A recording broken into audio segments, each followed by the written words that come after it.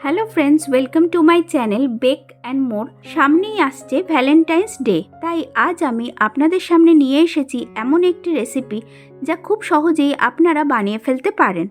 আজকে আমি red velvet কাপকেকের recipe share করব। সাথে থাকছে একটি সুস্বাদু ক্রিম চিজ ফ্রস্টিংয়ের রেসিপি। এটা আমি ডিম ছাড়াই বানিয়ে দেখাবো।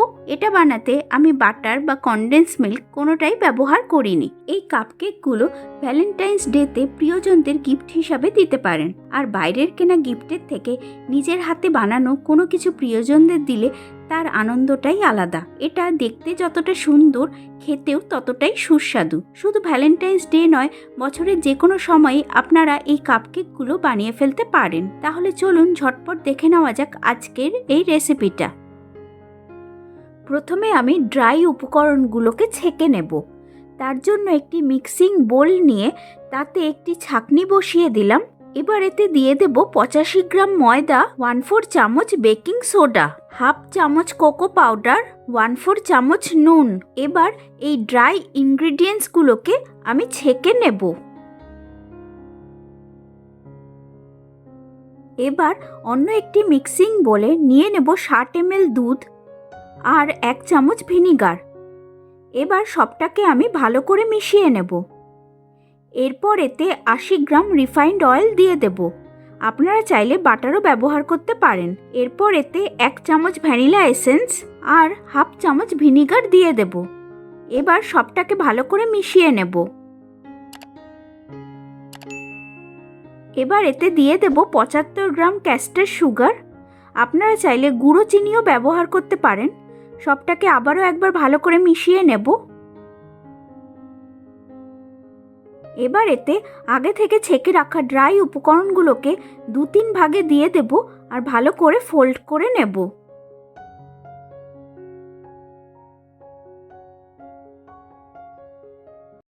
এবার এতে হাফ চামচ রেড ফুড কালার দিয়ে দেব। এটা অবশ্যই দিতে হবে, কেননা রেড ভেলভেট কাপকেক বানানো হচ্ছে, তাহলেই কাপকেকগুলোর কালার খুব সুন্দর আসবে। দেখুন ব্যাটারের কনসিস্টেন্সিটা এরকম হয়েছে। এবার একটি মাফিন ট্রে নিয়ে তাতে পেপার কাপ বসিয়ে দিলাম। এবার এই কাপকেকের ব্যাটারটাকে এই মাফিন ট্রের মধ্যে ঢেলে নেব। পুরোটা ভর্তি করবেন না, হালকা করে ট্যাপ করে নেব। এবার 170 ডিগ্রি প্রিহিটেড ওভেনে 170 ডিগ্রি কনভেকশন মোডে 20 থেকে 25 মিনিটের জন্য বেক করে নেব। 25 মিনিট পরে কাপকেকগুলোকে ওভেন থেকে বের করে এনেছি। এবার একটি স্কিওয়ার দিয়ে চেক করে নেব।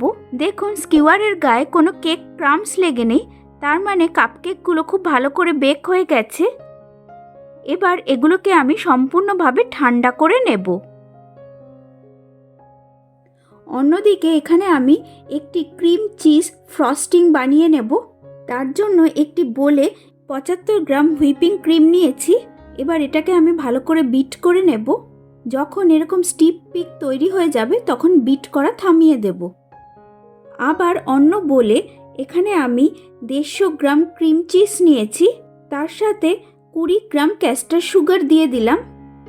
এবার এই দুটোকেও আমি খুব ভালো করে বিট করে নেব। ক্রিম চিজটা কিন্তু নর্মাল রুম টেম্পারেচারেরই ব্যবহার করবেন। দেখুন ক্রিম চিজ আর ক্যাস্টার সুগারটা খুব ভালো করে মেশানো হয়ে গেছে।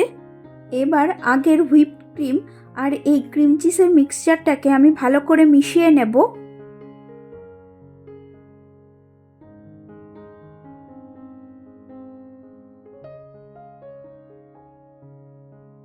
সবটা ভালো করে মেশানো হয়ে গেলে এবার এই মিক্সচারটাকে আমি কিছুক্ষণের জন্য ফ্রিজে রেখে দেব, যাতে এটা আরও ভালো করে সেট হয়ে যায়।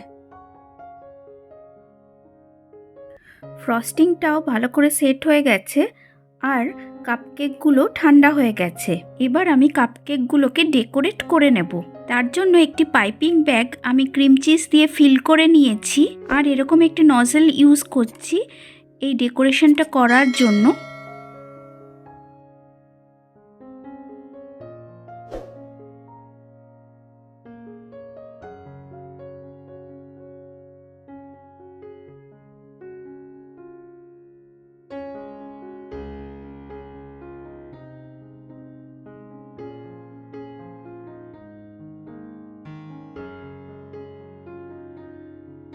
আশা করছি আজকের এই রেড ভেলভেট কাপকেকের রেসিপিটা আপনাদের সকলের ভালো লেগেছে।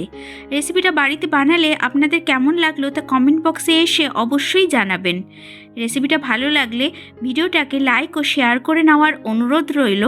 আর আমার চ্যানেলে নতুন বন্ধু হয়ে থাকলে আজই চ্যানেলটিকে সাবস্ক্রাইব করে পাশে থাকা বেল বাটনটি প্রেস করে অল করে নেবেন, যাতে আমি যখনই এরকম আরও নিত্য নতুন সুস্বাদু রেসিপির ভিডিও দেব তার নোটিফিকেশন আপনাদের মোবাইলে খুব তাড়াতাড়ি পৌঁছে যাবে। তাহলে আসি আজকে, টাটা।